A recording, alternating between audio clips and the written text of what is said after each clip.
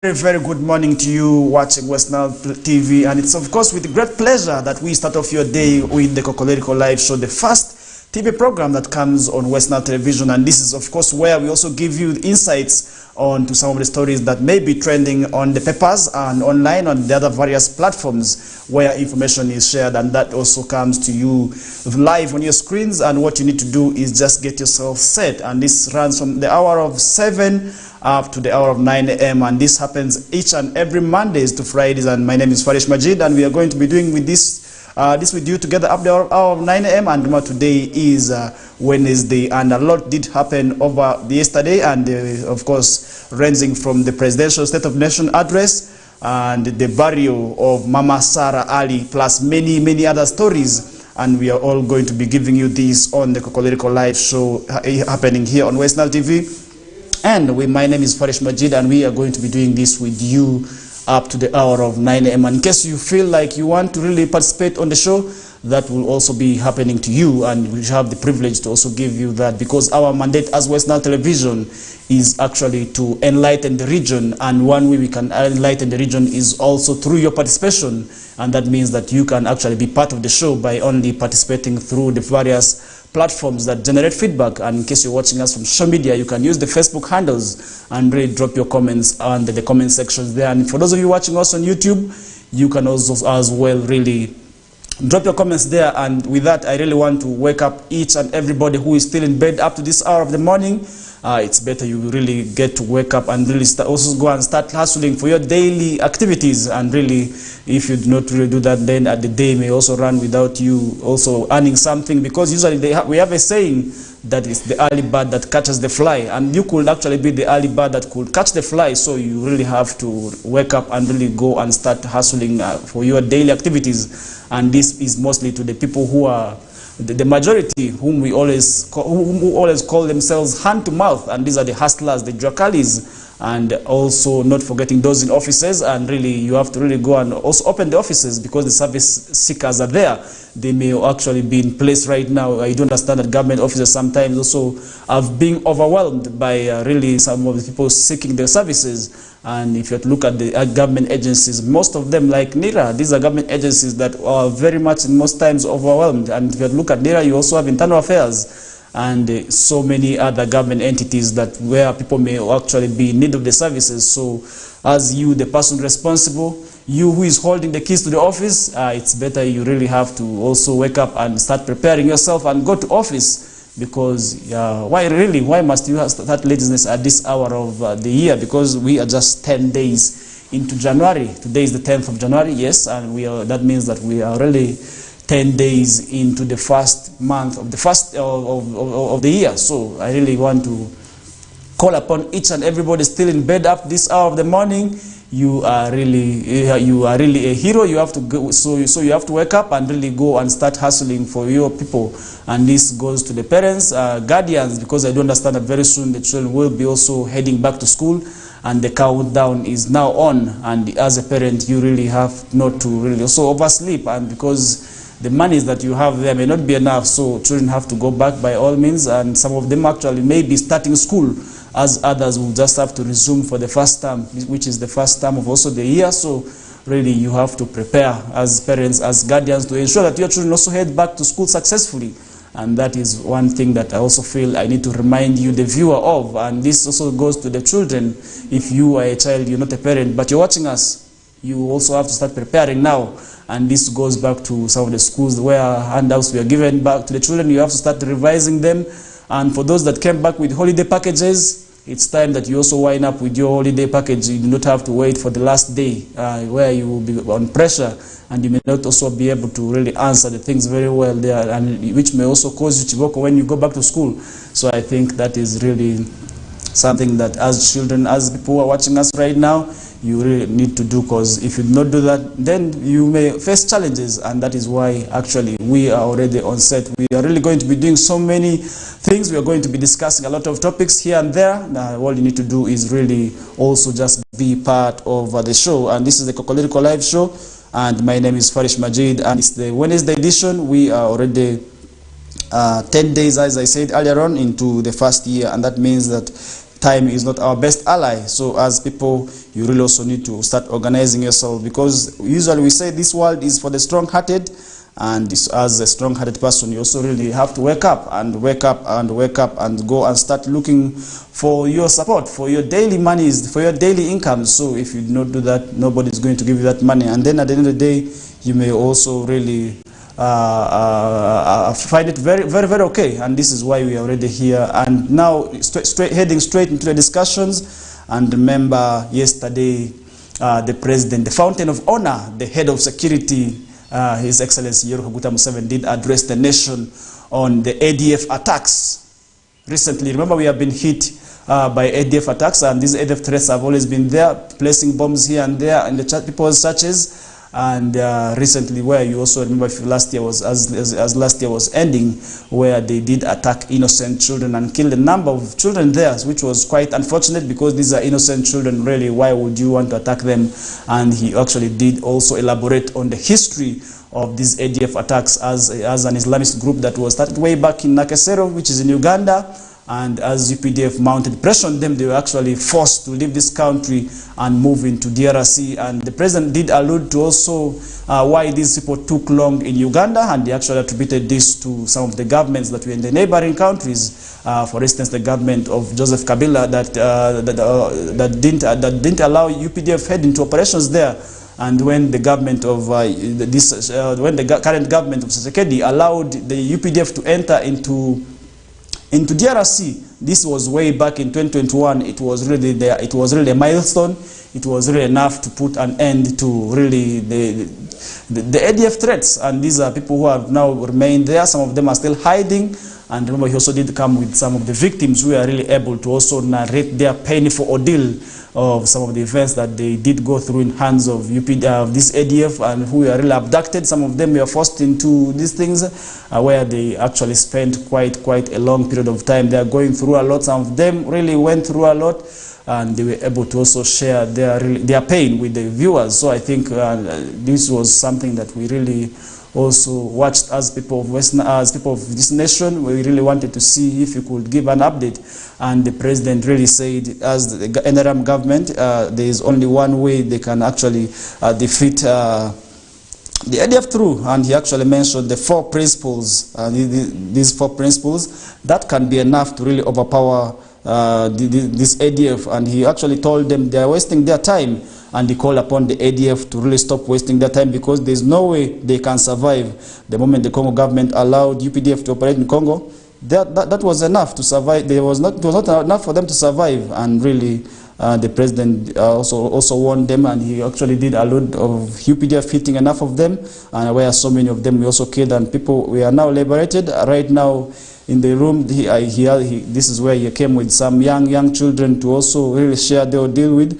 And the 4 principles, actually, the head of state, His Excellency Yoweri Kaguta Museveni, did develop include Pan-Africanism, socio-economic transformation, and democracy. And this is where he actually really based his arguments on, and he really say these 4 principles it's enough to guide the nation against ADF. So I think these 4, if we as the citizens also observe, and one thing I did leave out was patriotism.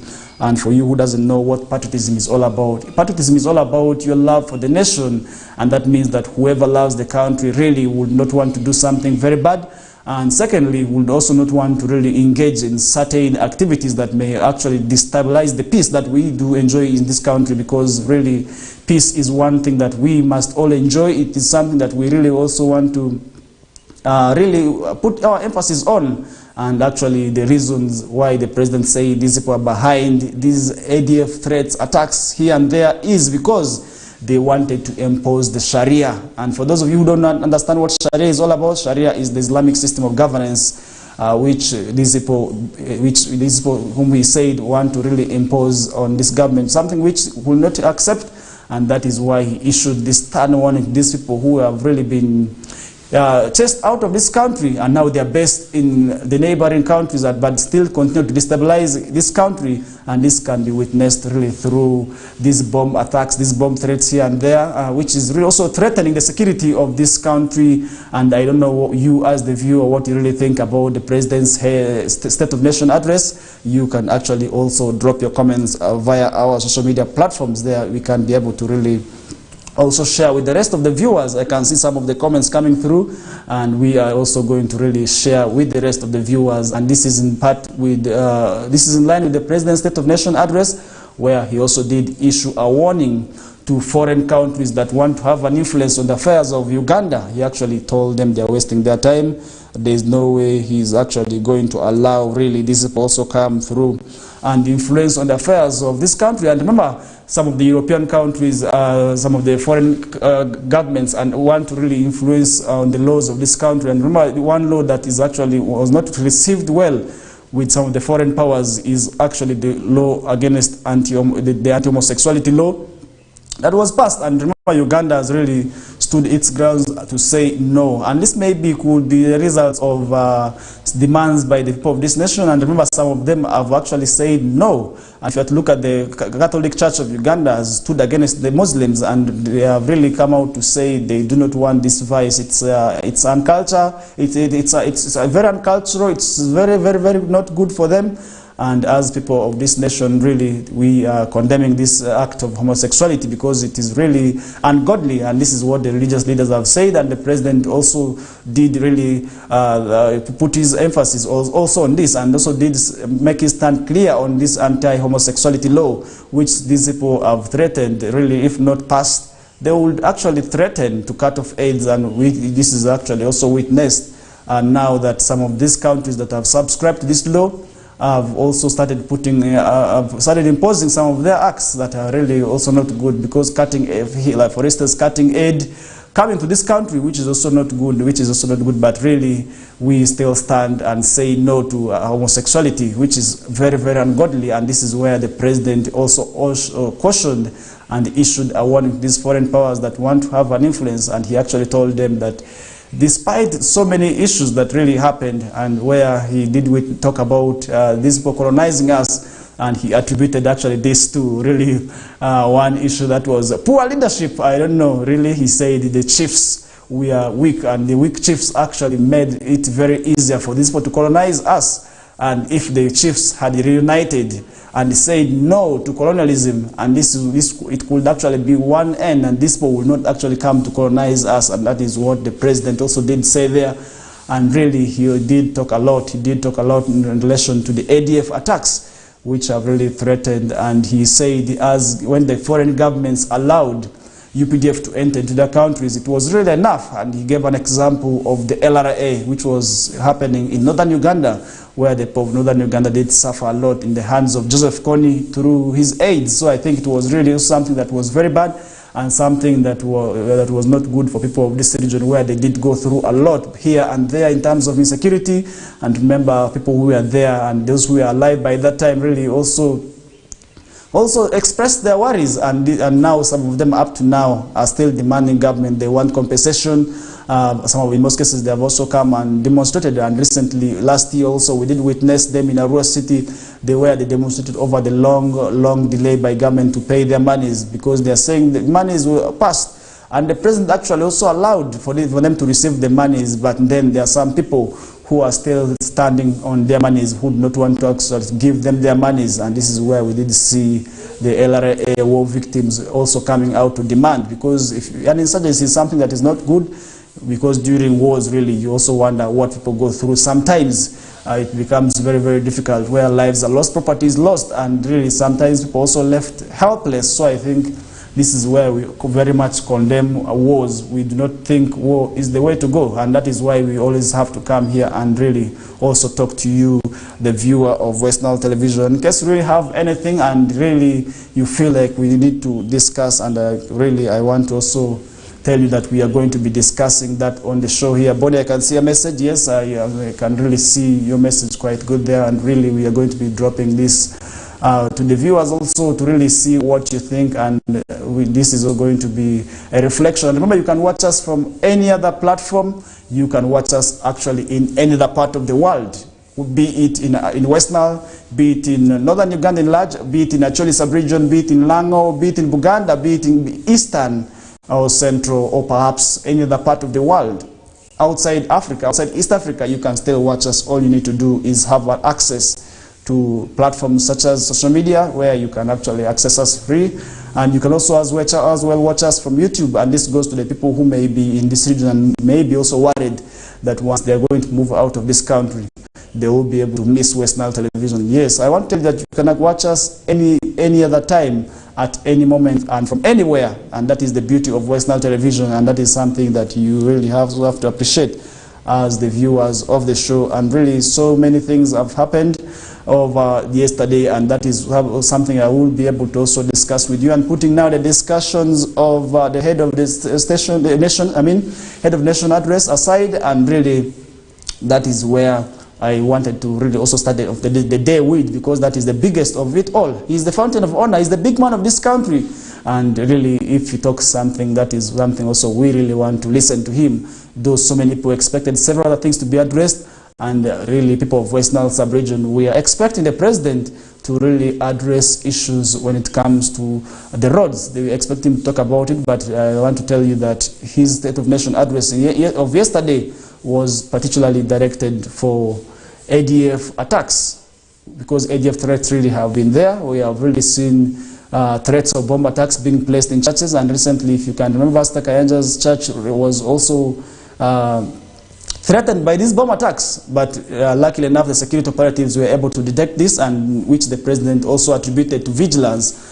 And he actually told the masses to be very, very, very vigilant there, because if they are very much reluctant about their security, then they will be also really faced by these challenges, and then they will be able to also attacked by these ADF attacks, which would also put their lives at danger. So I think of being vigilant at all times and security cautious at all times, which the president is advocating for, is very, very much called for. And really, we as the citizens have something to do when it comes to providing security. We should not only always leave the issues of security to the security alone, but we can, in one way or the other, support them by reporting these cases of suspected criminal tendencies to these security agencies. If you really suspect something is not right in your vicinities, you can always rush out to the nearest security agencies near your places, within your areas, and this could actually be through the LCs. The police system is in place. You can also use the toll-free numbers that police has put there, and really they can really interject and really also sometimes help where necessary, because issues of security is not a one-man's role, because really you as the citizens, you also have a part to play,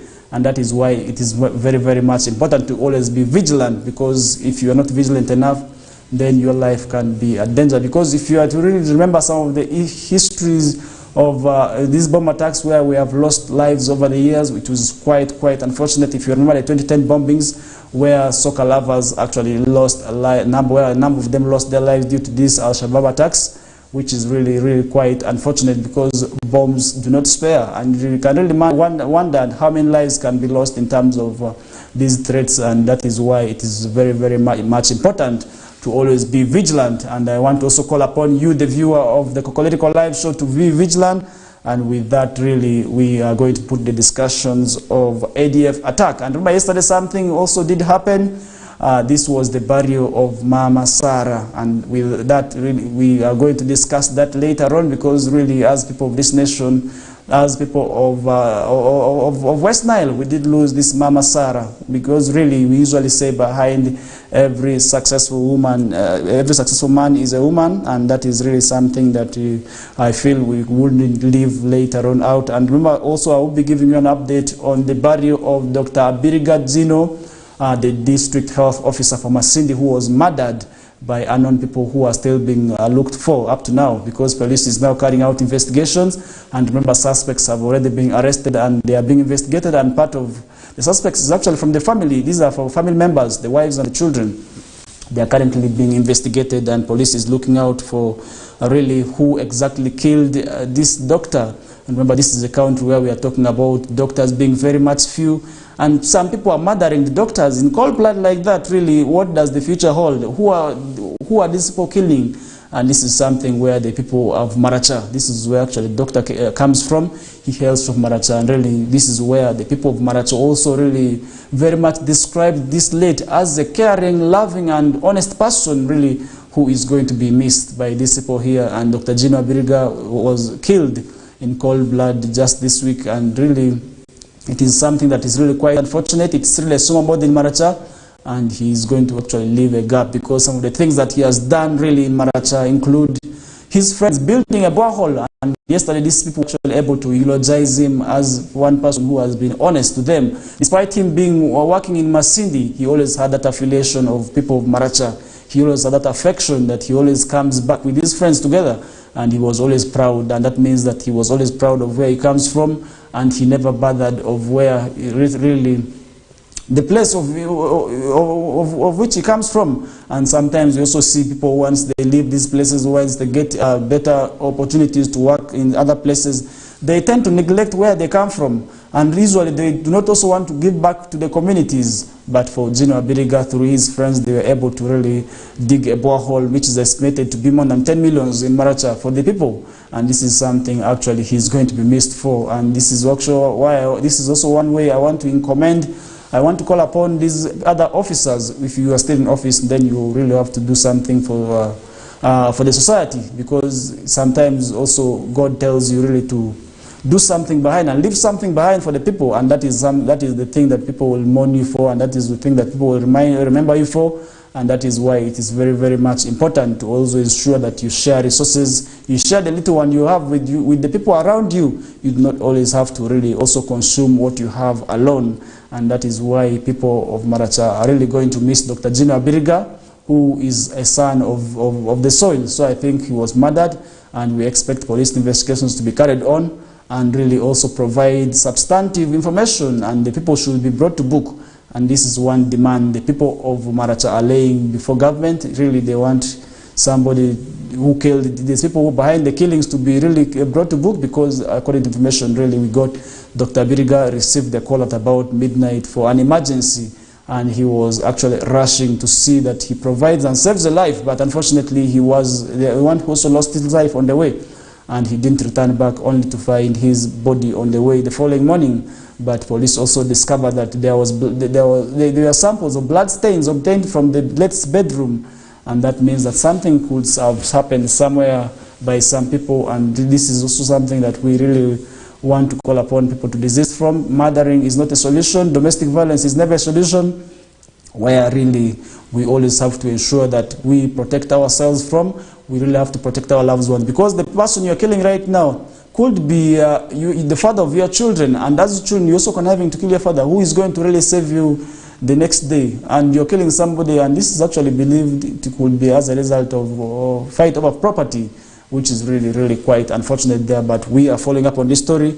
We shall be able to also keep you updated on what really could happen next. And that is why, as West Nile Television, we are here for you to keep you updated with what is happening in the region, at the national scene and internationally. And that is why really we also want to ensure that you participate with us and share your views and share your comments. And I can see some of the comments coming through, but I will be able to read them in the next 30 minutes. For now, let me first also head in for a short commercial break, and when I return back, that is where we shall be able to chip in through with your comments. But for now, let's first run in for a short commercial break. Thank you.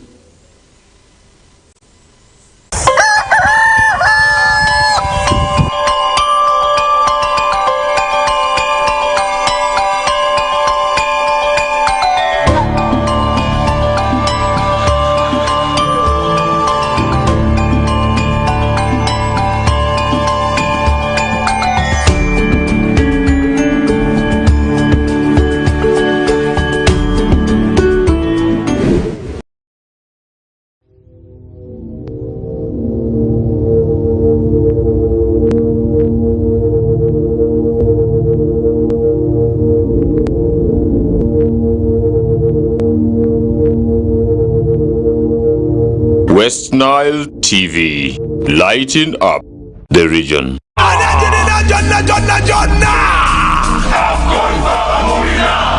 AFCON. All 52 games live only on Star Times. Star Times brings you Africa's biggest football tournament, AFCON 2023 live in English and Luganda commentary. Starting January 13, don't miss Mo Salah, Sadio Mane or Nana. Lead the hunt for gold as they take center stage. Renew your Star Times subscription today and enjoy all 52 matches in HD live on Sports Premium and Sanyuka Prime. Star Times, the official broadcaster of AFCON 2023. This message is powered by Techno, the official sponsor of AFCON 2023.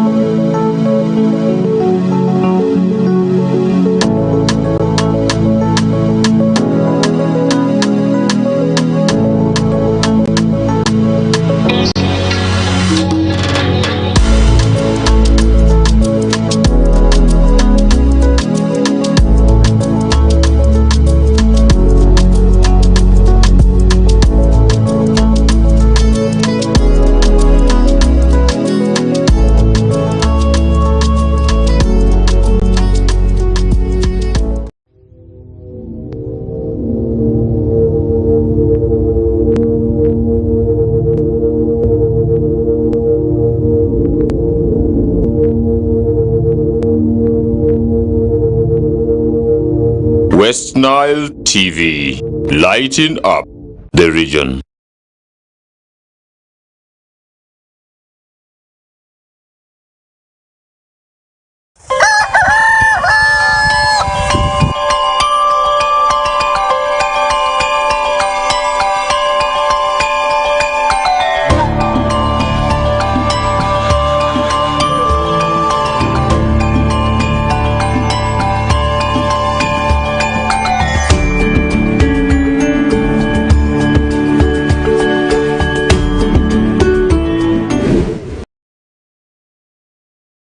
Alright, welcome back. In case you're just joining us right now, you're most welcome for the Kokoliriko Live Show, and this is the Kokoliriko Live Show where we discuss and give you insights to some of the stories that may be trending on various media platforms, and that is where we put the discussions with you. And in case you also feel and you want to be part of the show, it is very, very much open. You can use our various social media platforms to really drop your comments there, and we shall be able to also share with the rest of the viewers, and that is why it is very, very much important to also share your ideas and what you think, and that is why we are already here to take you through up the hour of 9 a.m.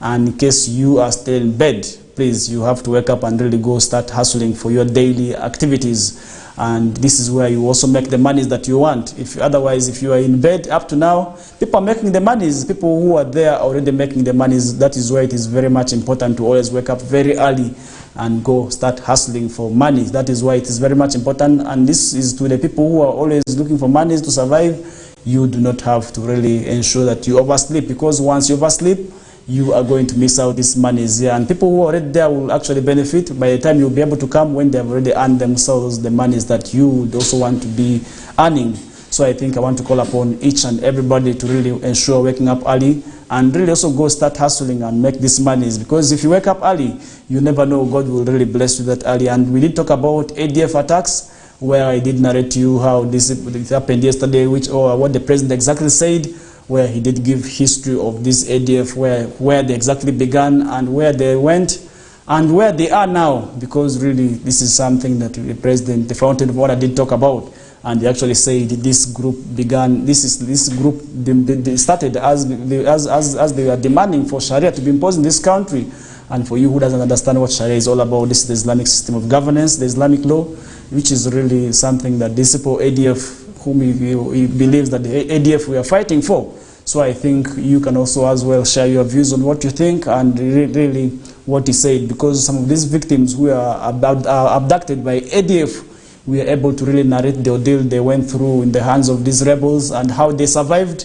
And really it was really quite unfortunate there, because some of them were abducted at tender ages, and they were taken. And these were not only Congolese, we had Ugandans really who have been abducted. We had a Muganda, actually one who was from Ndeje, and she narrated how she was killed 500 strokes for disobeying the things against really ADF. And the president now issued a stern warning to these leaders of ADF. And he actually said the people behind may not be listening to radio or may not be watching television, but the leaders do. He actually now extended his warning to these leaders to really come out of that, because they will never do anything. They will never succeed, and they will be able to also defeat them. When UPDF comes to them, they will be actually to defeat them. And he narrated how these things began in which year. And you can really tell how long the ADF has been into existence. And he actually attributed the long existence of ADF to some of the governments in the neighborhood who did not actually really also support UPDF to go and fight these rebels in the governments where they are. So I think this is something that also the head of state did talk about, and that is where also really I want to also inform you and really also make an understanding from you what you think about the Fountain of Honors yesterday's speech. You can also drop you can do that simply by dropping your comments on the platform where you're watching us from. In case you're watching us from your screens, that is on Zugu, the channel number is 0073. You can use social media to drop your comments. And for those of you on Facebook, the comment section, you can also look for where Kokoliriko is and drop your comments there, and then we shall be able to also relay and share with the rest of the viewers. And for those of you who are watching us on YouTube, you can as well use the comment section and really drop your comments there. And now really, we also did discuss about the murder of Gino Abiriga, the district health officer from Masindi, who was murdered by people in cold blood, and the relatives, the clan members and politicians on Monday, 8th of January, kicked off with preparations in Tumvea village, that is in Ofude parish in Maracha East constituency, Maracha district, ahead of funeral for the late Dr. Gino Abiriga. And that is something that really they did talk about. They really addressed and eulogized the late as somebody who was really also kind-hearted there. And remember, this is where also I want to now put the discussions in relation to the Gino Abiriga aside. And remember also yesterday we had the funeral and the burial of Mama Sarah Ali, the wife to Minister Moses Ali there in Germany. So many dignitaries did come in place. We had so many leaders really coming through to send off Mama Sarah Ali.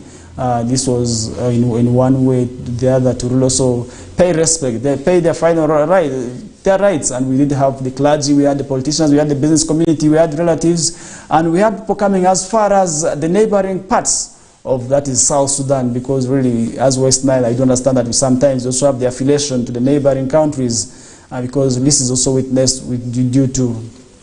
this is witnessed in the funerals. We have seen this happening. And recently also it was last year during the burial of that is Haji Musa Gule, we also did witness really people coming in large numbers from the neighboring country. And that tells us as people of this nation that it is time that we become one. We are actually one despite our borders, because if people can really come from the neighboring countries to really come and mourn with us here, and then that is something that we really have to appreciate and really continue going on with, because we do have these people permanent with us. We do understand that we have a number of refugees. Uganda actually hosts a number of refugees from South Sudan and DRC. They are actually here with us, and if you are to move, you can be able to really see them existing.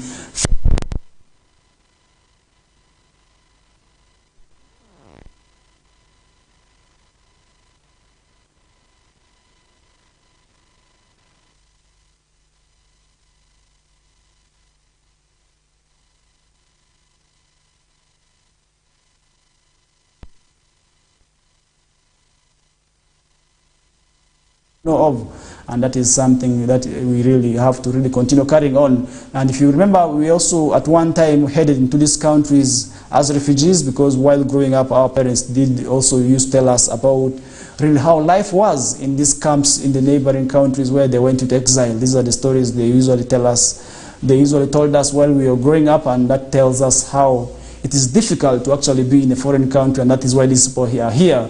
And sometimes it is actually not because of their own making. Some of them actually do not want to be here, but they would rather be here because issues happening way back in their countries is not quite good, and that is why they are forced. Really something we did see at the barrier there. And the religious leaders actually said now it is really time, it is time really, it is her time, it is her time for her to also go and be with the Lord, and that is the agreement that she signed with the Lord. And the district card of Arua, Sheikh Abu Jafar Karala, there representing the Mufti of Uganda, His Eminence, the Mufti of Uganda, Sheikh Ramadan Mubajid there, and he was actually represented by, that is, Sheikh Abu Jafar there, and he did actually comment this there. And now the chief mourner of this burial was actually, that is Honorable Minister Grace Kuching Freedom, the State Minister for Northern Uganda, who did address the late as somebody who was a strict disciplinarian, somebody who was kind, somebody who was good, and this was actually witnessed by the numbers that did come for this funeral there. Because really, some people, when you're not good, people will not come for your burial, people will not come to eulogize, people will not come to mourn with your family if you're really a bad person. And that is why sometimes we really have to do good things when we're on earth. We have to be good, we have to be kind at always, because if you continue doing bad things, then people will make mockery of our deaths. That is when people will also laugh at us, and that is when people will make fun, make jokes, and people will always pray for us to die. And that is why we always have to ensure that we are good people, we do good things at all times, regardless of what we hold. And this goes to the people who are holding positions, and really this is something also I feel I should also call you, and when we need to ensure that we do, because if we do not do that, then that definitely we are going to be suffering. We're not going to be doing things that we expected to happen to us, which may also be quite unfortunate for us there. And remember now, people of Germany, and this is mostly the Nubian community, remember that Moses Ali has that too much affiliation, and the death of his wife is actually a big loss to the Nubian fraternity. And the Nubian fraternity has actually been also very much supported by Moses Ali there. This is witnessed all over the parts of this country. And if you see Nubian festivals really happening, you can really tell how Moses Ali plays a big role in supporting these communities there, and that is why the death of his wife is actually a big loss to really to them, and that is why we also want to mourn and pray for our soul to rest in eternal peace. And the death is not only a big loss to really the Nubian community alone, the death is a big loss to the entire West Nile sub-region, to the entire northern Uganda and entire country at large, because the husband is serving the nation, and the peace that we do enjoy in this country was actually also partly contributed by the efforts of these ex-soldiers, and Moses Ali is actually one of them, and he actually did participate a lot in liberating this country here, and that is why we also want to really commend him for. And that is why we also pray to God to really give him courage during these trial times. And remember, this Mama Sarah Ali is the third wife of this minister, and really losing this wife is not something good, because we do understand that right now he is also not in good health, and really we did see a video of him circulating, but we also pray to God to give him, that is Shifa, that is what we usually say, that God should give him quick recovery. And that is something that we pray for, and that is something also as people of this nation that we shall always pray to. And we also pray to God that to give him courage, to give him the strength, to give him a quick recovery so that he heals and continues serving the nation. And that is something that we really also have to really ensure that we pray for. And now putting the discussions of the burial of Mama Sarah aside, and now we want to head to Lumara village, that is in Narua district, where this story was actually on our news bulletin yesterday. And for those of you who watched our news bulletin, we did make this assessment of how Lumara is transforming. And this Lumara village is actually one area that was quite neglected, and it was actually cut off from Arua district, as people from there could not freely move to the other parts of Arua district because of the poor road network. And this is something that I also want to really also bring your attention to, because in this area now, We are talking about some places still being very much underdeveloped, and this is in terms of poor road network there, and Lumara is actually one. And Lumara is found in Ringili Parish, that is in Vura sub-county, and this is something that is really also not good. And for people of that area, they actually lacked some of the essential social services. For instance, water, they didn't have access to clean and safe water, and this was witnessed by the people's testimony, and the women were able to really say whenever it threatened to rain, they had to leave whatever thing they had to do to run and secure water for drinking, because if that did not happen, then the mud could actually run and make these waters very dirty. And that was something that was also really quite difficult for them there, and that is something I also want to really talk about. And now the face is really of the area is now being uplifted, and this is with the arrival of the whites from Romania, and these people have come and they're building churches, they are building water points, they are really developing the infrastructure, and some of them are actually settling in this area. But we do not know what the future holds for them, and we pray also, we want to see these people existing freely, and we want to see intermarriages also. We want to see how these people also will intermarry with the people. We want to see, how do you call them? Of course, how do you call them? White caste? I don't know how you call them, I've forgotten that term, but really we want to see how this intergeneration intermarriage is happening between the locals and these whites who are coming, and they're already really developing the area and changing this outlook of the place. We have already seen a health facility that is being erected in the place. We are seeing a Health Center 3 that is currently being developed by these people here. And these people are actually led by one of the mayors from their country, and this mayor is from Honduria, and he is actually already settling there, and these people have come with religion, and the religion is now one thing that is softening the hearts of these people, because really, if you do not really also talk about religion, then without religion, the peace that we pray for may not prevail, because people want to do things in their own way, because a part of religion is actually softening the hearts of the people, and that is why it is very much paramount to also advocate for peace through religion, and the religious leaders actually have a part to play in terms of talking to the people that they lead to always also prevail peace, because that is something that is very much good for the development of this country, because without peace, a country that is very much unstable cannot develop, because it scares away investors from coming. And these people from Romania have actually come to this place because of the security that they have seen, and that is why we also want to commend the National Resistance Movement government for ensuring that there is peace in this country, and that is something that is very much important that we do enjoy. But now, really, they are developing the area, they are changing the outlook. We have seen a health center that is being developed. We also expect a school to be put up in place, and the leaders have joined hands to really ensure that there's development. And recently we did take a walk to this place here with Alfred Okonzi, the LC5 chairman for the district, and we really moved to these places, and he actually also did tell us of how these people have been suffering and what some of the things that these people have really been going through, which we are quite unfortunate there, because it was really quite difficult for them to really access some of the essential services. And remember, really so many things also did happen over the week, and that is what we are going to be doing with you, really. And in case you are just joining us right now, you can drop your comments on the various social media platforms, and the links are really being shared, and you can actually drop your comment there and also really have your say to what we are discussing. And for those of you watching us on Zuku, you can use Facebook. Our Facebook page is West Nile TV. You can actually search and really find out Kokoliriko, which is currently running there, and you can actually drop your comments there, and we shall be able to also share with the rest of the viewers. And that is very much important for you to also share, because as West Nile Television, we have a vision of developing the region, and to develop the region calls for really collective efforts, and your idea could actually be one that can change everything, and we could actually move from the poor nation we are to another level.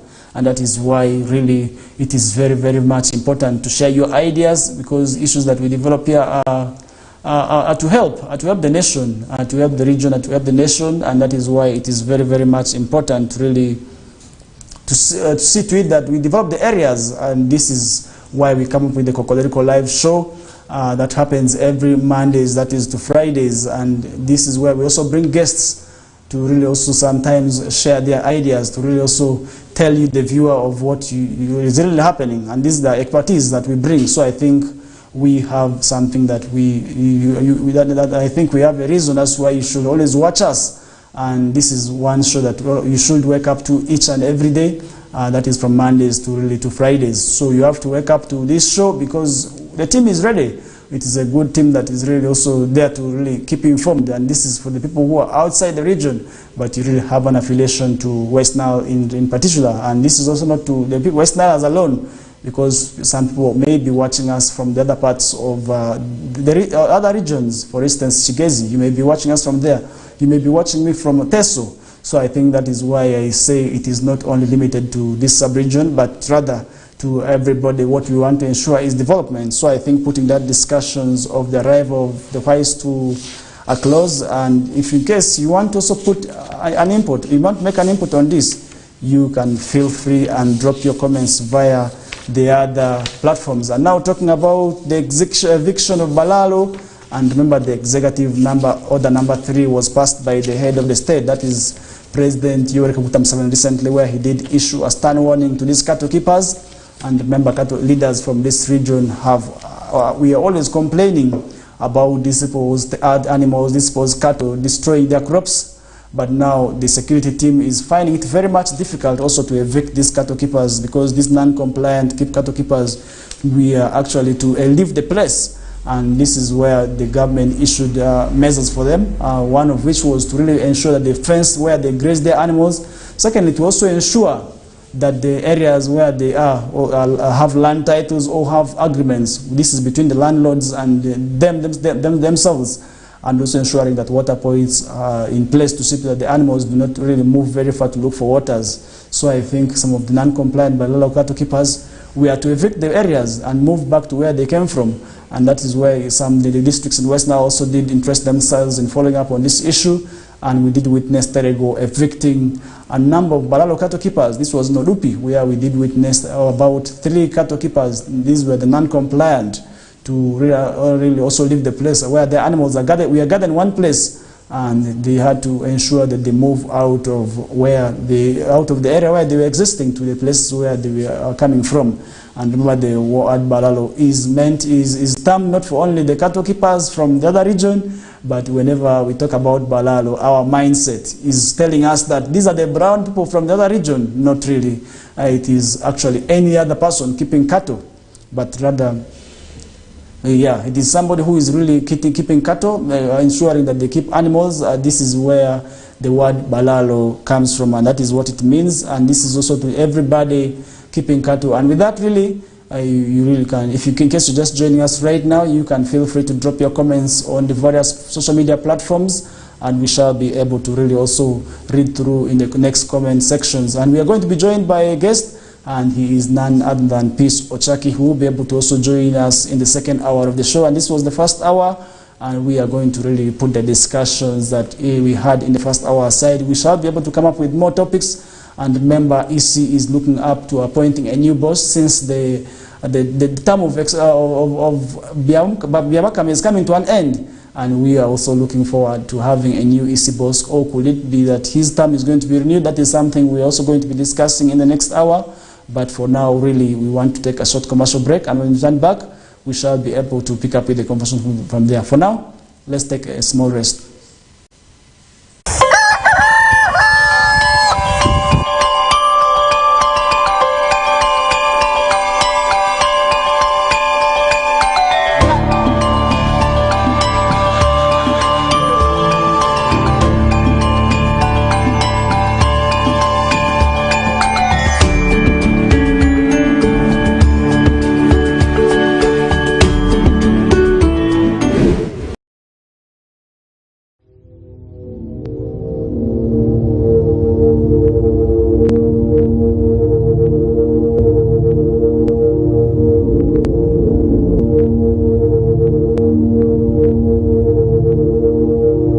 West Nile TV, lighting up the region. AFCON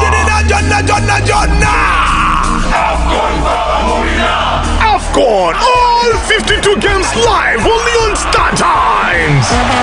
Star Times brings you Africa's biggest football tournament, AFCON 2023 live in English and Luganda commentary. Starting January 13, don't miss Mo Salah, Sadio Mane or Nana. Lead the hunt for gold as they take center stage. Renew your Star Times subscription today and enjoy all 52 matches in HD live on Sports Premium and Sanyuka Prime. Star Times, the official broadcaster of AFCON 2023. This message is powered by Techno, the official sponsor of AFCON 2023.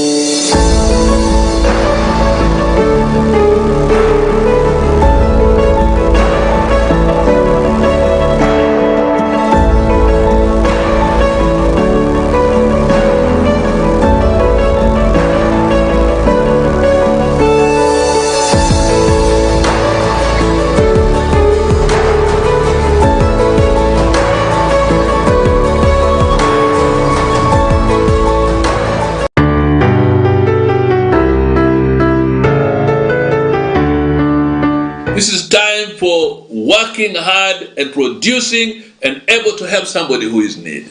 Able to give to your loved ones. This is time for giving, for God so loved us and gave his only begotten Son. Do not go taking, give, and then you will receive. If you are planning to rob somebody, listen to me carefully, God is not happy with that. If you are planning to steal people's things, God is not happy with that. Destroy everything that makes you an enemy of your neighbor. It's only God who can destroy those tendencies in your life and that habit in your life, so that instead of taking, you are a giver, because we need to demonstrate love in our time. Again, this is not time for sexual immorality, but this is time for us to prepare ourselves to receive the blessing of God.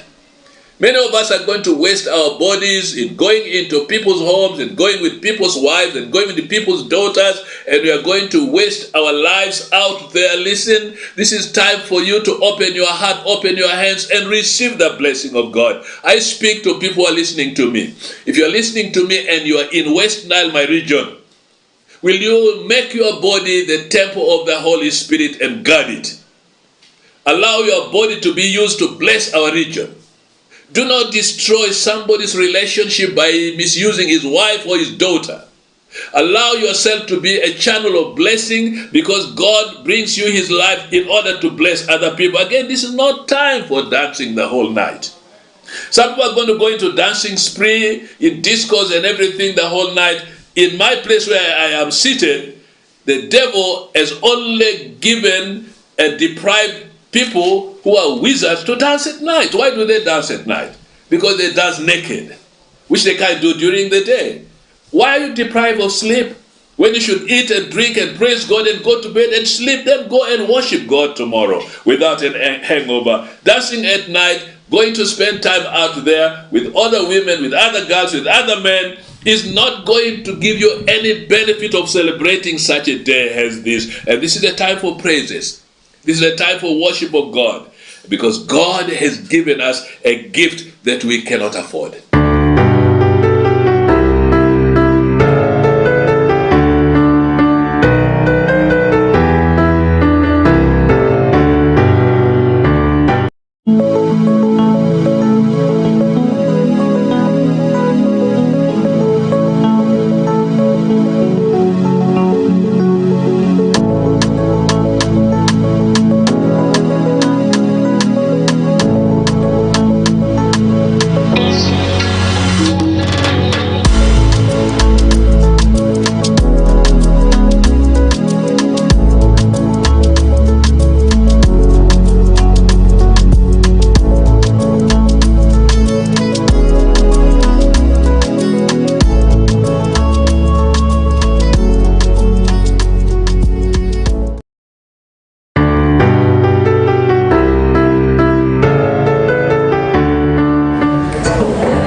As the smiles turn Christmas and the bells jingle, dress yourself up for the stunning aroma of togetherness this festive season.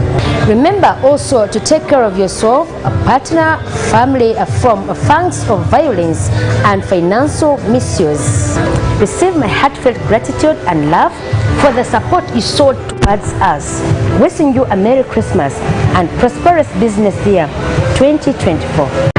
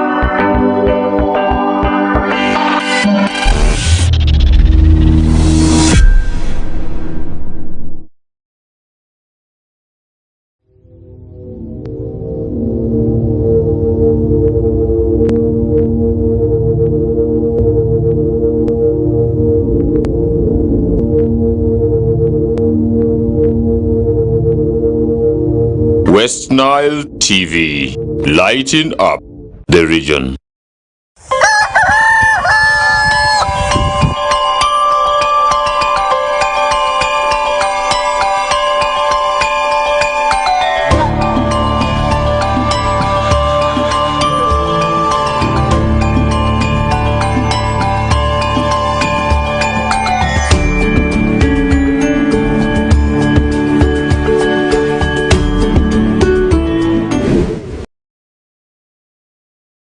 Welcome back from that short commercial break. We are already into the second hour of the show. In case you're just joining us right now, you are most welcome on board. This is the Kokoliriko live show, and it's of course with great pleasure that we start off your day watching the West Nile TV Kokoliriko live show with me, Farish Majid.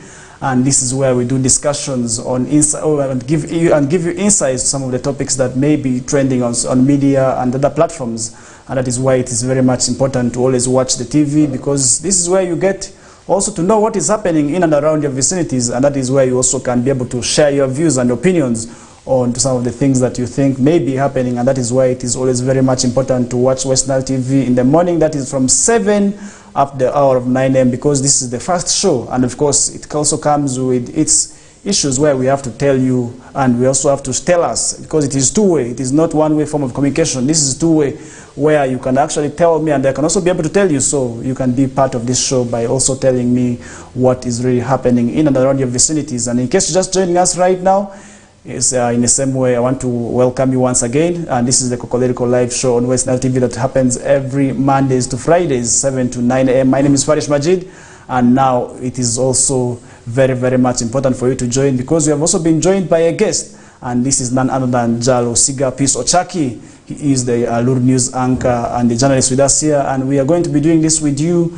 up to the hour of that's 9 a.m. But for now, I want to bring him back because really we had discussions to the air, President Museveni's yesterday's State of Nation address, and where we did also talk about the ADF threats and what the president actually said. And now I want to bring you back, and this is where I want to bring you back. The foreign pressures are really mounting very much on this country, and the president said the people of Uganda are very much united. It is actually time for them to also now start doing their things by themselves.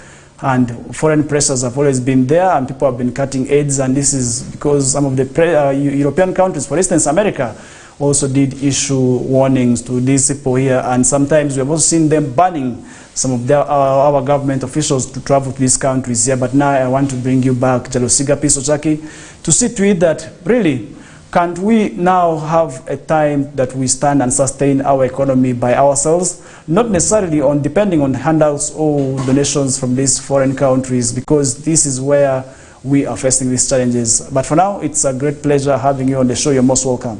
Thank you, Farish Majid, and all the viewers of West Nile TV. Let me start it in African way.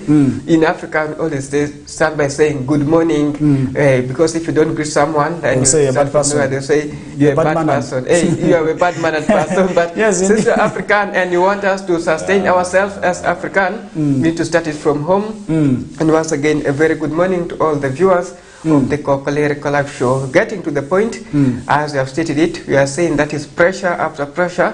Threats coming from the foreign countries, the so-called powerhouse, because now we as Africans, we are under them and we are used to it because they have colonized most of the African countries, and that is one thing which has been lagging, which has been making the African countries lag behind, because now even if you are independent, we are not all that independent. We have the dependence syndrome on the whites, and if they're coming to give us some of these threats, it is the right time for us also to stand tall and defend ourselves. We have been colonized some years back, but also at the same process, we have gained independence. What is the meaning of independence? If you are someone to be independent, you have independence in all aspects. This is where I want to ask you, are we really independent as a nation? Because these people really have continued to have their impacts on our economy. They have really continued to dictate. Yes. Does that mean that we're not that fully independent? Or the independence is on paper, perhaps? We are not all that fully independent, but to some extent we are independent because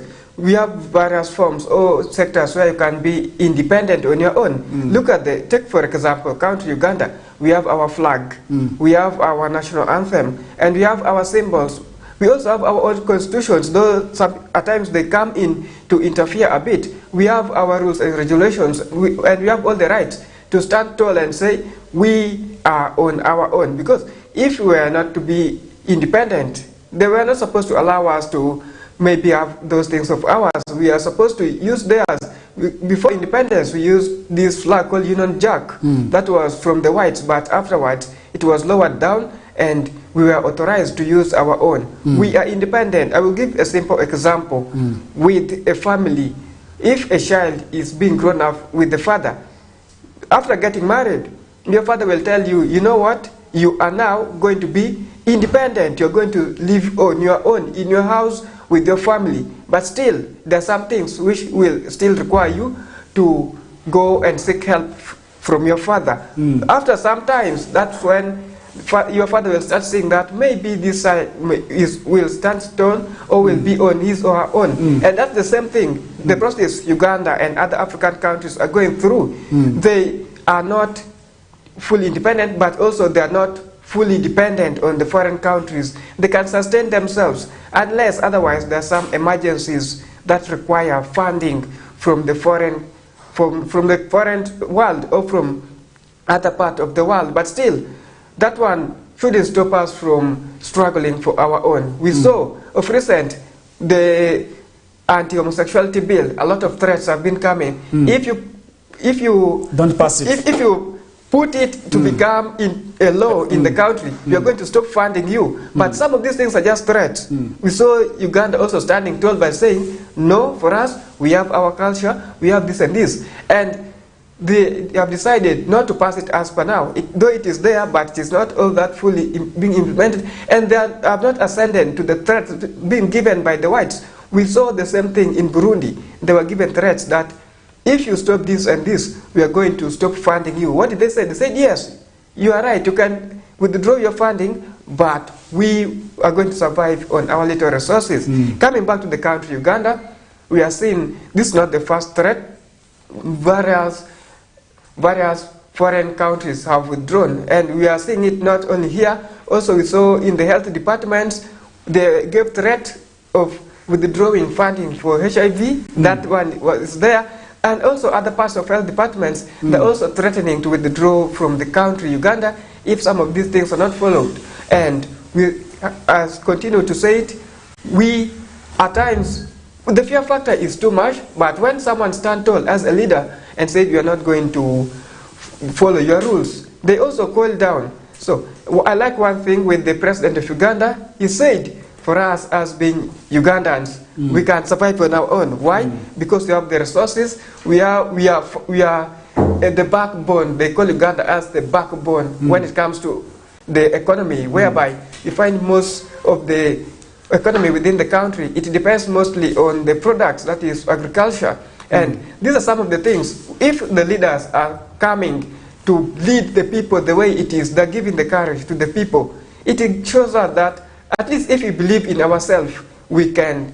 Yes, the president actually. And maybe last thing, if they withdraw right now, we may feel the impact. The impact, the negative impact will be there, like for the due course of time. But if they're withdrawing, trust me, Farish, there are other countries who are yearning who are willing help, to come. who are willing to come and help. Them actually. Only that maybe they don't want to collide with their fellows because they're one family. If maybe we take, for example. This is where I was coming in. Can't we really survive without these supposed donations really? Instead of waiting for that person to come and support us here. Because we have the resources, I believe.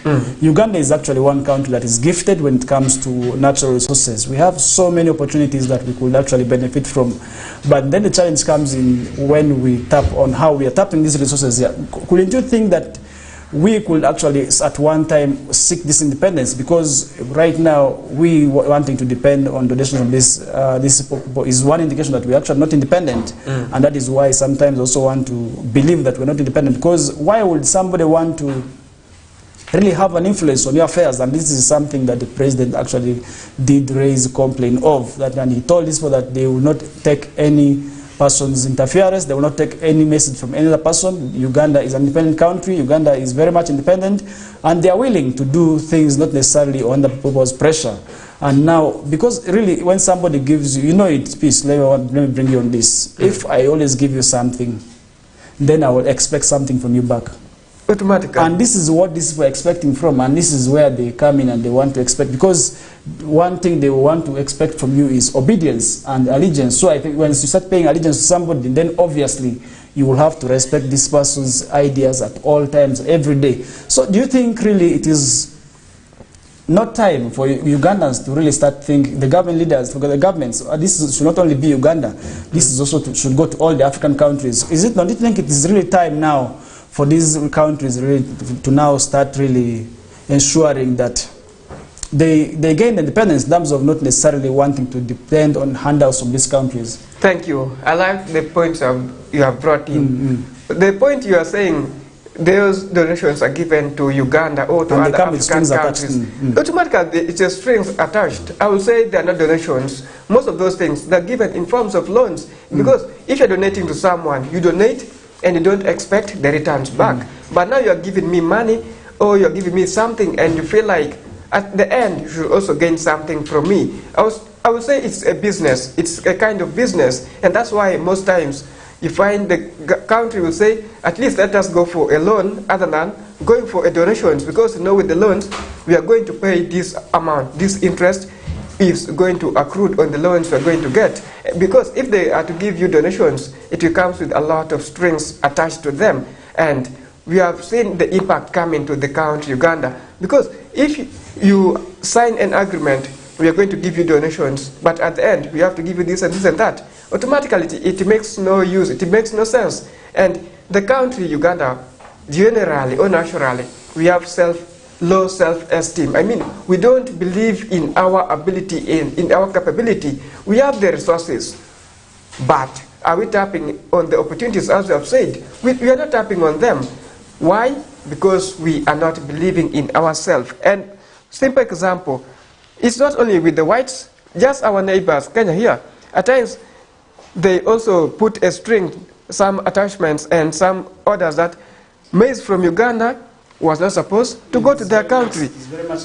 And even we saw of recent, there is some misunderstanding which jet in between Uganda and Tanzania as far as milk is concerned. They were trying to stop milk from Uganda to go to their side, and Ugandans were like, no, let's also do the same. Let's stop them from now bringing their milk into Uganda. What did the president say? The president said, at least East Africa, we are under one. We cannot easily get into conflicts. At least we can rely on ourselves, because it's very easy to support each other. But these things are happening. We have enough. But the only thing is the addition. How much quality are we adding on these little resources that we have? If you are producing milk, if you are producing maize, if we are producing people who are going to schools to get educated, what are the qualities that we have in the resources within the country? The only thing is value addition in whatever we are producing. Let's move from the subsistence or the traditional ways of doing things. We at least advance, though we don't have the enough technologies, but let's try hard to at least put some values in whatever we produce so that we can become independent and rely on ourselves. Thank you. Value addition is the way to go, and this is what Jalosiga Pisochaki is saying. And this is actually one thing that our leaders need to do. Because if you continue exporting these things raw like this, because it also comes with issues of price, because something that is raw is not going to be purchased at the same price. And this is a comparison of the coffee. If you look at the coffee that is being bought, a kilo of coffee is less than 5,000, I believe. But then you can just watch a small gram of this processed coffee. When it comes back, you can just tell me how much it costs. I do not want to mention products, but you know them. So I think you can really make a comparison of it here and there and see to it. And then let me give you an indication of the milk. And recently the president of Uganda also did call upon the dairy farmers to ensure that they actually turn the milk into powdered form. And you can really just also tell how much the powdered milk costs there and make an comparison of how the raw milk is being bought vis-a-vis the powdered milk. So you can also tell how much it takes. Because a processed product, it takes very long, it becomes very much durable, unlike the raw that is really being purchased cheaply, because it has no guarantee of it staying for long. And that is why it is very much important as African nations to ensure that they also indulge in value addition, because value addition, I believe, is the way to go, and that is what Peace is saying. And now, Peace, I want to bring you back. The president said this for wasting their times. But we have also seen this for very much going back and heading each and every time into these countries who have disobeyed them. Their orders to see that they destabilize it. Don't you think this would also in one day in future also happen to us as the people of Uganda? Because these threats continue coming. That is one thing I don't believe in. I gave an example. Uganda is more of like a child to the whites, to the European countries. How can you come again and destabilize my own country? We are our own. You are the one who pulled away from our country. I'm not the one who forced you to get out of the country. It was out of your will. Now, if the things is not happening or it is not working, what do you expect me and you to do? You don't have the right to come and infringe in my country. So that is one thing. That is the fear factor we used to have as Ugandans. That is the reason as to why you have all been going behind, because we have that fear that maybe if you don't fulfill these people's promise, they are going to do this and these things for us. We have the things which are needed for us as country Uganda. So let's not over-rely on them. Maybe we saw, let me give you another simple example. You talked about the coffee. We as Ugandans, we are producing coffee. You remember at times, one day, sometimes back, it was banned from going to America. But we saw of recent, there's a farmer in Zombo who was testifying that after adding some values to his coffee, right now he's having the ability to transfer them to Denmark. To Denmark and Netherlands. So those are the people I'm talking about. We also have some emergencies. Let those threats not scare us. They don't have any right to come and infringe on our own economy. So that's one thing. Let's believe in ourselves and things will work out. Okay, that is Jalosiga Pisochaki. And in case you're just joining us right now, this is the Kokoliriko live show that comes on your way every Mondays to Fridays, and this is West Nile Television channel 0073 on Zuku and other platforms where you're watching us from. We want to very much thank you. And now, Peace, it is 2024, and that means that 2026 is not very far from now. And this is where we have seen politics manifesting itself, though not officially. And EC has actually given, Museveni has also given, is also set to appoint a new electoral chairperson, because Byabakama's term is almost coming to an end. That is one discussion we also will be dwelling in the next hours, because we also have to talk about it, because without presiding officer, without the electoral commissioner, then there will be no elections, because there will be nobody to oversee the elections.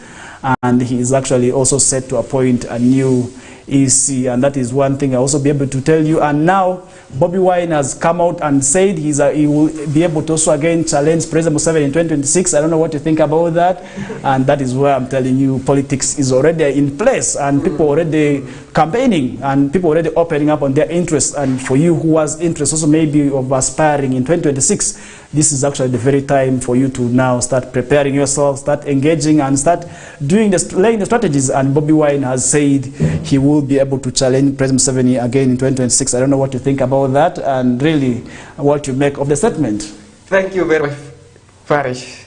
It's a good point. Right now, if you look at the political affairs of the country, Uganda, look at the parties we have right now. The main opposition in the country is Bobby Wine, who is now politically is called Robert Kyagulanyi Ssentamu. That is the main political opposition we have in Uganda right now. And try looking at other parties. They are there, but they are just quiet, though they are doing their things under the guise of not being seen. They are trying to also reorganize themselves. Don't be surprised to see those sleeping parties waking up one day and saying, for us also we are coming. And I can't say it's only, that is His Excellency Yoweri Kaguta Museveni or the NRM party who is ready for the elections or general elections come 2026. We saw of recent NUP, that is under the leadership of Bobby Wine, Robert Kyagulanyi Ssentamu. They're also moving, harmonizing countrywide or nationwide. But also the security is saying this is not the right time to maybe start campaigning, moving here and there. Let them first wait for the roadmaps. And also we saw FDC, they're also moving, trying to settle things down at the grassroots. They want to harmonize things. Now, if Bobby Wine or Ssentamu is coming to declare himself that he's going to contest because now I will say Ugandans don't easily give up, and that's how even Besigye started. Once you join politics, Farish, I'm telling you, it's like betting. It's very hard to believe that you are going to either go through or you are going to fail. Because the moment you give up, that's the end of you. Votings or elections are more of betting because you don't know who is going to vote for you, who is not going to vote for you. And don't be surprised to see me also one day jumping somewhere. We are going for the road of 2026, but now if Robert Ssentamu is coming to clear the airwaves, also it shows that they have a little bit of organization in their political party. We don't want to see these cases of whereby from one party they will tell you, we have this and this, and it is the right time. For those of you who are new fans, if you have the interest maybe of contesting as a president under the umbrella, he has declared himself that he's going to contest. Before I head into the next question, is he the right person to challenge President Museveni in 2026? I don't know. I don't know. You must be seeing, because you said he is the main opposition candidate in this country. Right now he's the main opposition. I can't say he's the right person because we have not seen him ruling up to that level of president, but he was serving as a member of parliament sometimes back, which means he's now used to the political system, he's used to ruling, and someone to come out openly to say maybe I'm going to contest, it means you have the ability, even you right now, but if you come out openly and say I'm going to contest, it means you have the ability and the capability to rule the country. It will be for the citizens to see that, do this man really have the ability? But me, I would say he can try to some extent. Okay. Yeah, as the candidates are yearning here and there to ensure that they ought to want to take over the offices come 2026, the Electoral Commission offices have now been vacant for about 2 days following the expiration of the tenure of the commissioner on January 7th, putting a standstill any policy activities, and that means that the office is now vacant, and that means that we also set to appoint a new one, or else the term of office be extended. And that is something also we need to also really really also talk to viewers about, because EC is being appointed by the president, and now he also has to appoint somebody who's going to oversee the elections, and these are where we also want to really talk about. And the 7th member, Ms. Justina Hawe, left office last month following the expiry of her second term, and Mr. Farouk Chirunda, the deputy presidential press secretary, told this publication that President Museveni had yesterday not made any appointments yet, and Article 60 of the Constitution, which establishes the EC, provides a 7-year tenure for commissioners renewable once, and Clause 4 of the article specifically obligates the president, who is the appointing authority, to renew the mandate of the incumbent EC before the end of their term running. So legally, that means that Justice Byabakama and the team are no longer eligible for reappointment. And that means that he has to appoint a new body, a new figure perhaps, to see to that this person comes and takes over office. And because we're not very far from 2026, and this person also has to be appointed timely,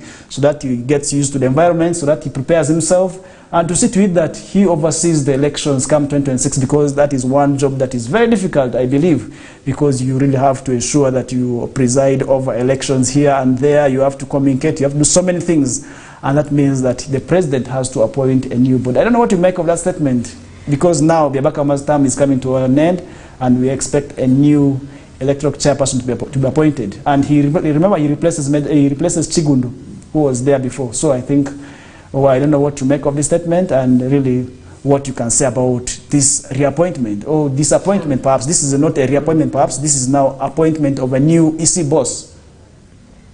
Electoral Commission, this is the independent body, and without that office, the country, or the elections, any election in this country cannot take place, whether what. And we are seeing the LC1, LC2s, the Women Council elections, all these things were set to take place. And maybe, perhaps that is one of the reasons as to why the date for the election was pushed, because it was supposed to be done in January, but they have decided to extend it by around 180 days, which took place, that is, it took effect on the 6th of January, meaning they saw that maybe the term of this man is going off, and if they are to continue or carry on with the elections, some other things won't work according to plan. But also, one thing, the office is independent.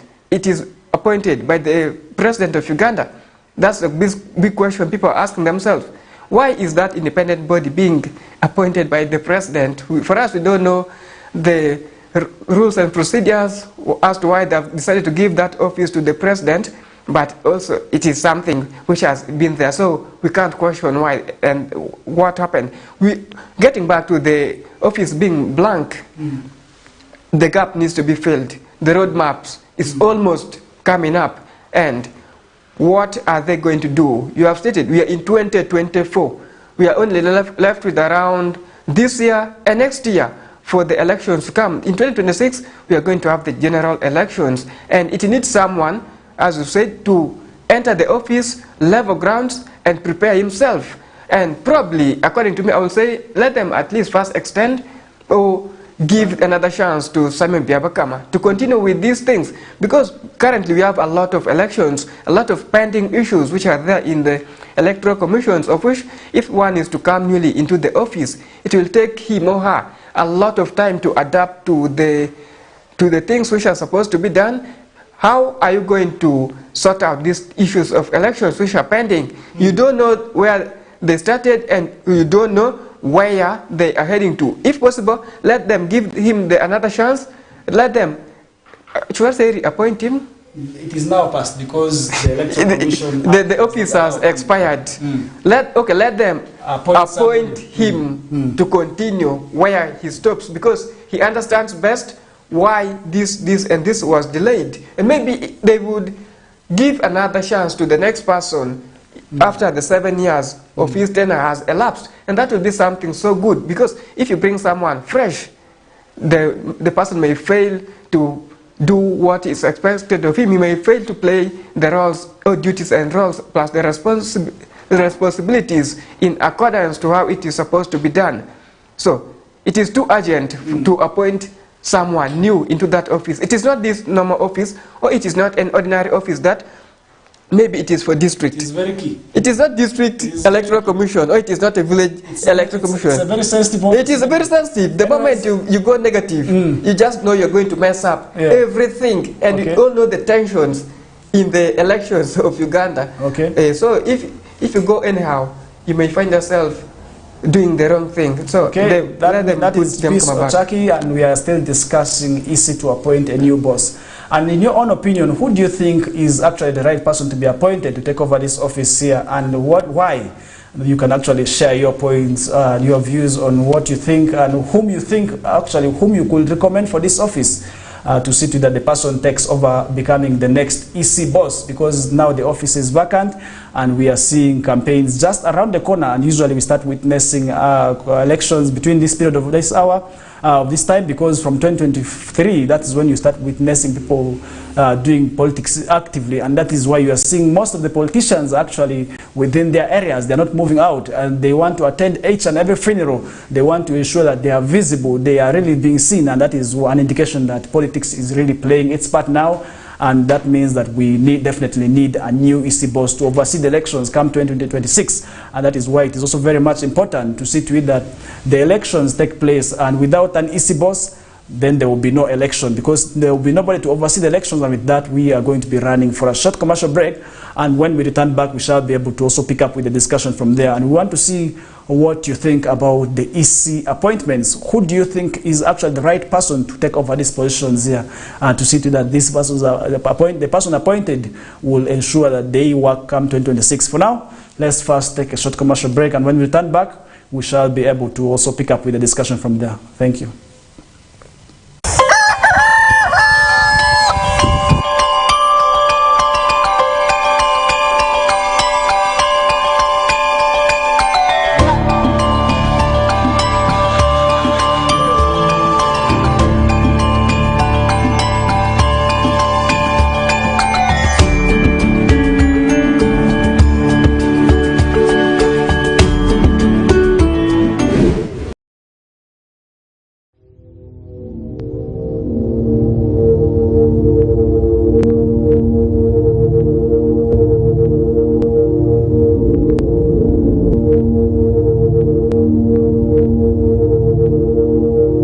West Nile TV, lighting up the region.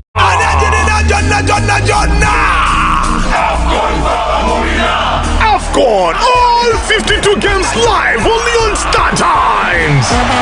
Star Times brings you Africa's biggest football tournament, AFCON 2023 live in English and Luganda commentary. Starting January 13, don't miss Mo Salah, Sadio Mane or Nana. Lead the hunt for gold as they take center stage. Renew your Star Times subscription today and enjoy all 52 matches in HD live on Sports Premium and Sanyuka Prime. Star Times, the official broadcaster of AFCON 2023. This message is powered by Techno, the official sponsor of AFCON 2023.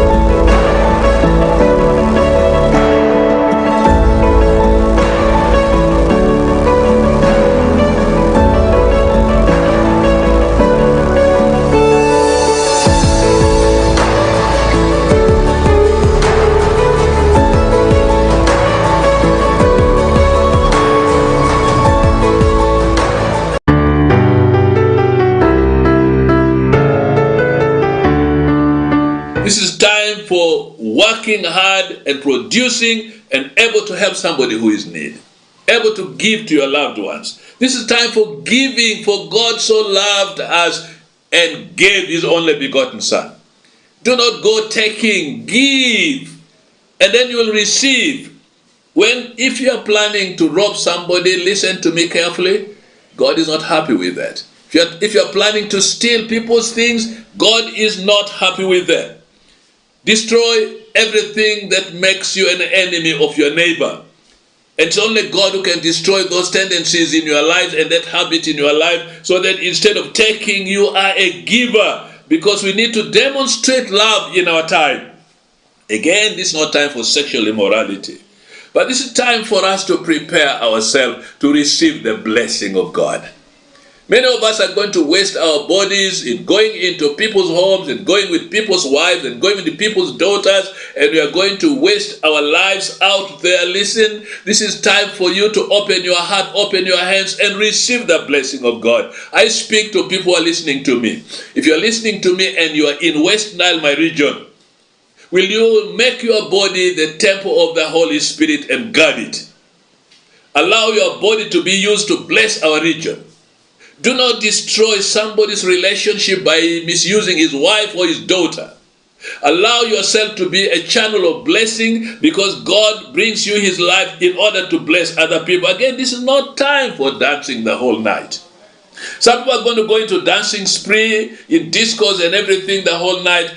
In my place where I am seated, the devil has only given and deprived people who are wizards to dance at night. Why do they dance at night? Because they dance naked, which they can't do during the day. Why are you deprived of sleep when you should eat and drink and praise God and go to bed and sleep? Then go and worship God tomorrow without a hangover. Dancing at night, going to spend time out there with other women, with other girls, with other men, is not going to give you any benefit of celebrating such a day as this. And this is the time for praises. This is a time for worship of God, because God has given us a gift that we cannot afford.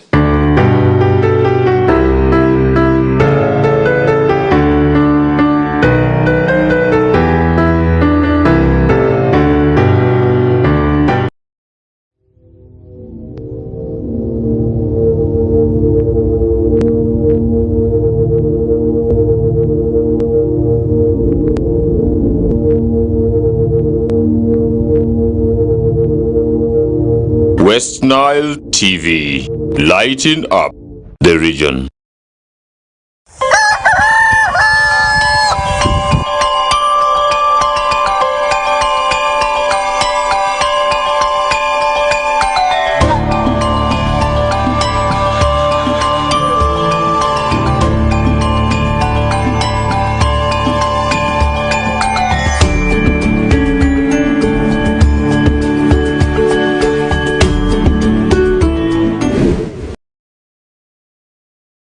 Come back from that short commercial break. You're most welcome on to Kokoliriko Live Show with me, Farish Majid, and we are together with Peace Ochaki, and we are still discussing how very much prepared EC is when it comes to 2026 general elections. And really, because we are in 2024 and we start witnessing these elections come 2025 with the primaries, and then the general elections are supposed to be taking place in 2026, but now the office is falling vacant.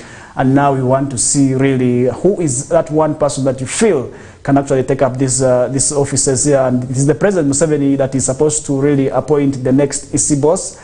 And the preparations are now underway to see that the next person comes and takes over this office. And remember, Justice Byabakama's term is really coming to an end, and he did preside over just one election, and this was the 2021 general election that was also marred with a lot of violences, and where the President Yoweri Kaguta Museveni was declared the winner, and followed by Robert Kyagulanyi Ssentamu, who emerged as the runners-up in these elections, but something which did not also go well with the opposition candidates. They actually over time have been requesting for the law be amended, because the law is one that also that is where the president has the powers, has the sole powers of appointing the next person, but vetting goes back to Parliament. That is to be done by the Speaker of Parliament to see that this person who is being appointed is vetted, and this is where the Parliament also has powers to really vet for the persons. But the appointments come direct from the president, and then who hands over the names to Parliament, and it's the work of Parliament to also see that these people who are coming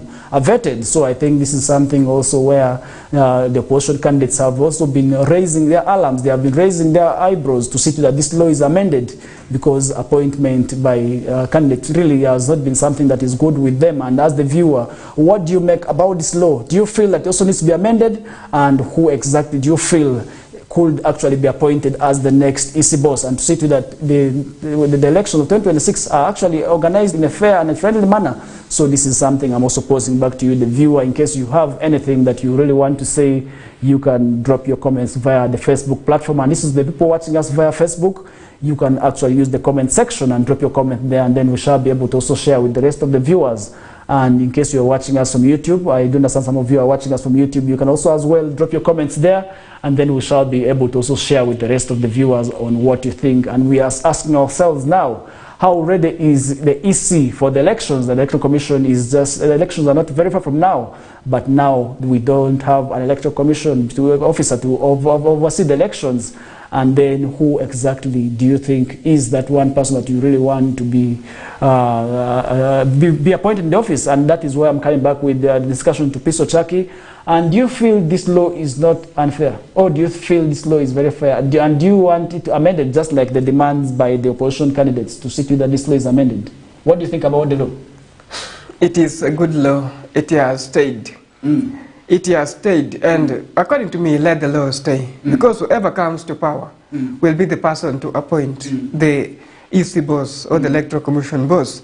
So why are they calling for the law to be amended? It is something, let it be the way it is, and there's no need to amend it. Simple.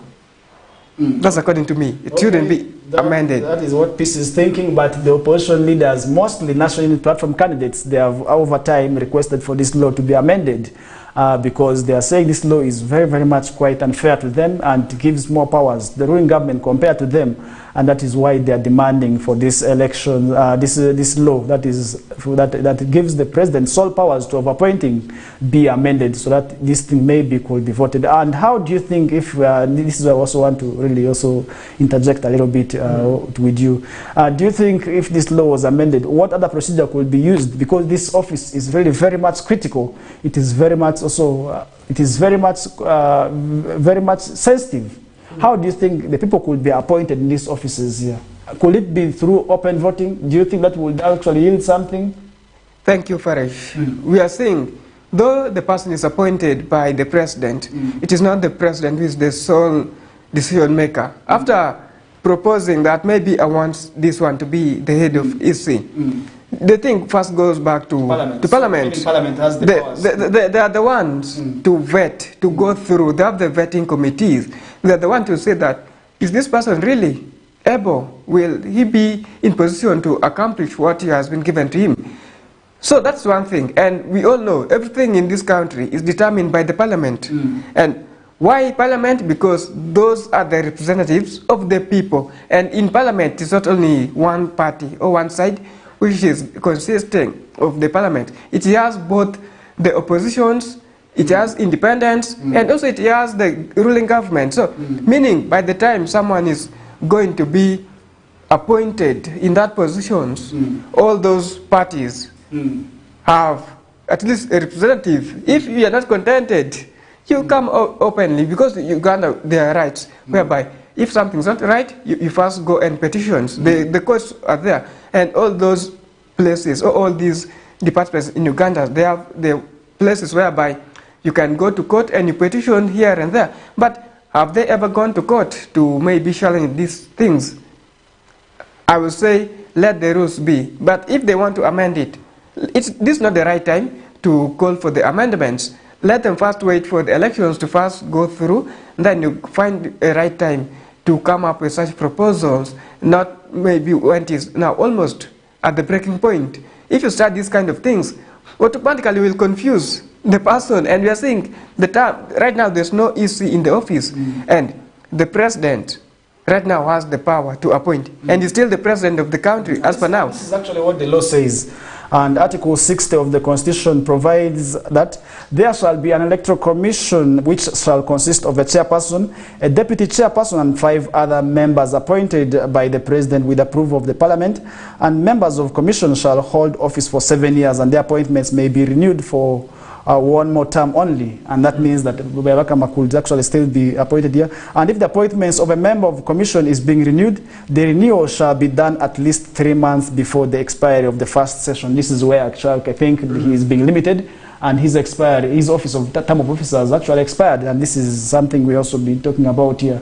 And do you think really this thing is actually one thing that needs to be done? Could it yield results? Could it ensure that people get the transparency, or maybe the fairness when it comes to elections? And that is one thing I'm also posing to you, the viewer who is watching us right now via the various platforms you are accessing us from. If in case you are watching us from Facebook, feel free to drop your comments, and we shall be able to also share with the rest of the viewers. And for those of you on YouTube, and you can also as well drop your comments there. And we are still discussing and want to see how ready and prepared EC is for the next elections, because 2026 is not very far from now. And right now, I told you that politics is already playing its part, though not open, because the Electoral Commission has not given people the mandate to carry out open campaigns. But we have seen people doing them, and people are now moving freely. We have seen people putting on their colors, but then that is still illegally, and is not being able to. Also, that the law does not allow it, because it has not given the permission for people to start doing out elections at this hour of the day. So I think where people are doing it illegally, and this is where the politicians are also doing it not well. And this is where I also want to really inform them and tell them that politics right now is not allowed. We are still not being able to also talk about politics, because right now, in case you has something that you want to put forward, feel free to drop the comments via the various social media platforms. And this is for those who are watching us on Facebook, and those of you who are accessing us via Twitter. You can also as well drop your comments there, and then we shall be able to also share with the rest of the viewers. And for those of you on YouTube, I'm not forgetting you, you can also as well drop your comments there, and we shall be able to share with the rest of the viewer. And the question is, how ready is EC for 2026? And that is the question we're asking right now, because 2026 is not really very far from now here, and will history repeat itself? Because we have seen most of the times our elections being marred by violence, cases of people rigging. This is witnessed by people running to court, and that is where we have seen it, people running to court to really contest against elections. Do you think appointments have issues with this? Do you think that people who have been entrusted these offices have always caused this? Because each and every time we are seeing an election, and then there's a court petition coming up. Thank you. One question I will ask myself. Uganda is a democratic country. We have democracy in the country. And if someone is going ahead to petition the Electoral Commission, the question still goes, are we really under the democracy? Because we all know elections in the country, it belongs to the people. It is people who have the power to elect who is to be the leader of the country, not only the presidency, but also at the other levels. Now, if they're saying maybe the laws need to be amended, what I know, or what most people knows, the role of EC, or the Electoral Commission, is to go through the ballots to check which one is valid, which one is invalid, or which one is void. So for them, it is just to reorganize what the voters ticked at the different polling stations. So they compile to check through how authentic was this voting done, how was this thing done. And again, you are coming to complain that maybe the EC is, the law needs to be amended. It is, as I said, their roles and responsibilities mostly is to check through, to compile, and then announce openly. They don't have the right again to go and to tick, but it is to declare what you have voted. And getting back to you, how prepared? Just 1 minute, because we're running out of time. How pave way for the Lubarite News team also, whom I can say is getting set to come and give us what is happening in the world of Lubarite. Since I've given you 1 minute, just 1 minute. Let me use 30 seconds. The Electoral Commission is not prepared, because right now they don't have the head. They are not prepared. Number two, that person who is coming, the person is not yet prepared. Who is the person? We don't know. That's why you get to see challenges that will be coming through if the office is to remain vacant for the next few days. So, according to me, it is not prepared. The office of the Electoral Commission, or the EC, is not prepared for the elections come 2026 right now. Okay, that is Peace Ochaki. He is the Lembangia news anchor. And as I told you earlier on, we are running out of time, and that means that we are just remaining with 10 minutes into the news of Lubarati. I can see the Eolaza news team getting ready to also give you what is happening in the world of Eolaza there. So I think the team is well set. And you also have to be part of the show, and you also have to be part of the news bulletin, so that you get to know what is happening in and around your areas. And with that, we really want to come to a close of today's discussion. And my name is Farish Majid, and today I've been joined by Wachaki Peace, and really the discussions must have had an impact on you. And really, in case you also followed us, we want to thank you so much right from the time we began till this time we are closing. And from me to you, I want to wish you a very, very good day, and really also pray that God blesses you on this day. For now, we are out. Let us catch up again till tomorrow for the Thursday edition. And with that, we come to the end of today's show. For now, it's a goodbye. Thank you.